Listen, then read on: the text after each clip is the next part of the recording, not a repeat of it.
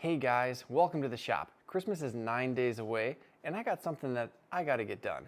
Each year, I try to think of something that I can batch out in the wood shop and give as gifts. In the past, I've done spoons, spatulas, kitchen paddles, and even one year I made these 6-pack holders. This is the year that I finally convinced my friends and my family members to stop sticking their fingers in toasters. They're all getting toaster tongs.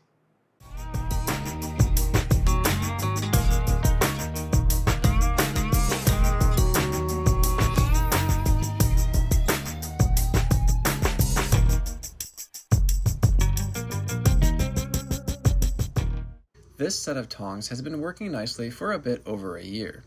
It's a one-off and is made from a single piece of birch. I could make a few sets exactly like this one, but there's a few issues that keep me from making them in quantity. The first issue is that it is not very efficient. In the middle, there's a large negative space where all the wood has to be removed and then discarded.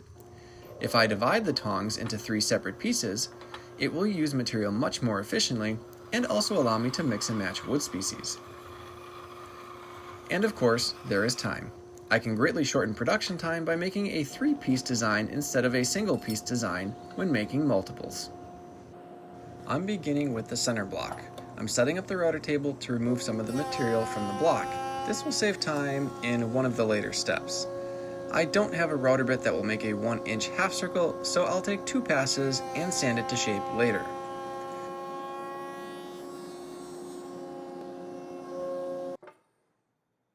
I really like how this project allows me to use up some cutoffs that I have saved from previous projects. I have hard maple, birch, cherry, and walnut, and it is nice to finally put these scraps to good use. The legs are then pre-sanded at the drum sander prior to assembly. As a quick follow-up to the video I made about modifying the drum sander, it's working perfectly, and the Cubitron is amazing sandpaper. To continue to efficiently use wood, I'm trimming the center block slightly oversized to the pieces of wood that will make up the legs of the tongs.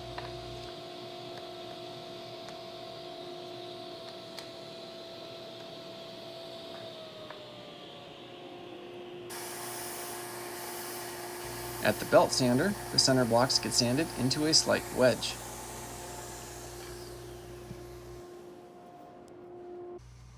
Wedge shapes are cool, but they're kind of a pain when it comes to applying glue and clamps.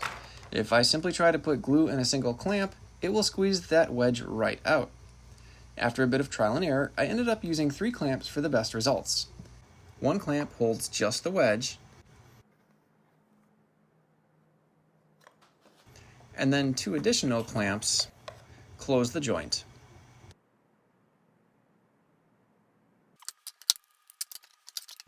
I know what you're thinking, I don't have nearly enough clamps.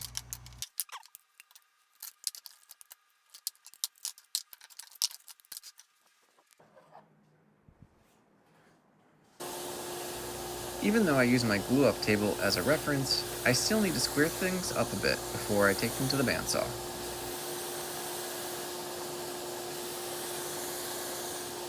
Each wedge and leg set will be resawn into 2 to 3 tongs. I'm careful not to feed it too fast into the saw since this is a bit springy.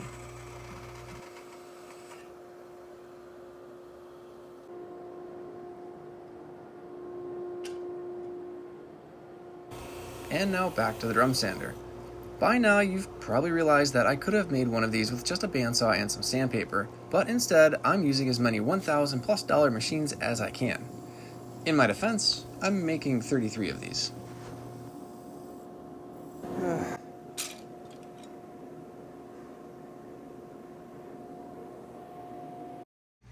And this is the point where I'm happy that I relieved some of the material at the router table, but wonder if I could have found a better solution at the drill press.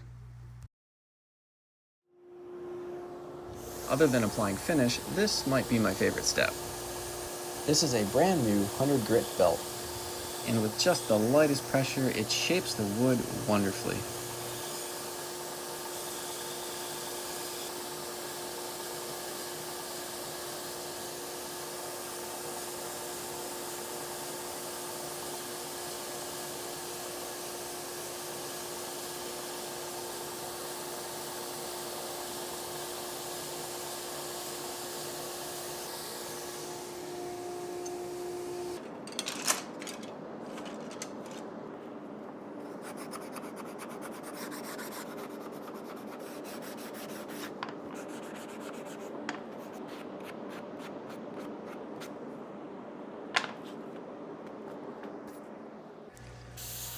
On wood like walnut and cherry, I like to pop the grain by using compressed air to blow the dust out of the pores. Just be sure to wear a dust mask or set up a tabletop dust collector like the one I made a few years ago.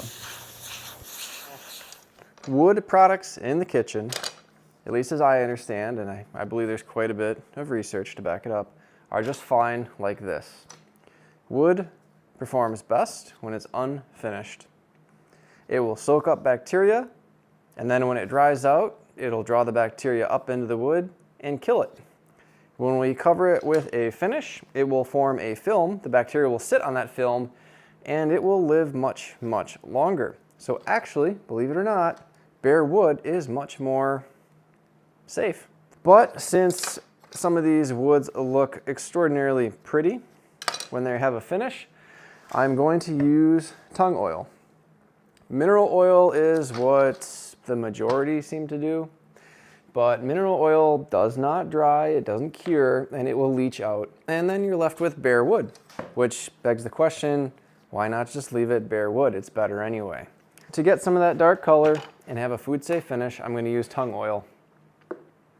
That will soak into the wood, and then it will cure or dry. When the oil dries, it's fixed in the wood and it will not wash out. With the first coat of finish applied, the next step is to raise the grain. Raising the grain is done by allowing water to soak into the surface of the wood. When the water dries, the grain will remain raised. The raised grain is scratchy. One more light sanding will smooth it out.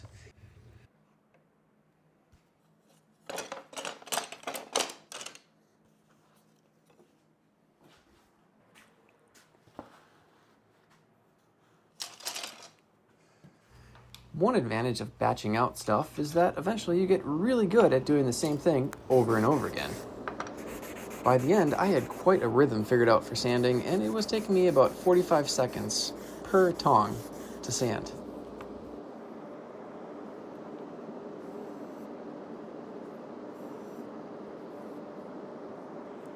There we go.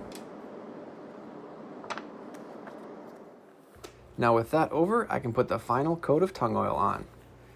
Now, whenever these get wet, they will stay silky smooth. The grain will no longer raise, since it's already been pre-raised. I am super happy with how they turned out. These are going to make some great gifts for people this year. Anyway, Merry Christmas, and as always, thanks for watching, and until next time.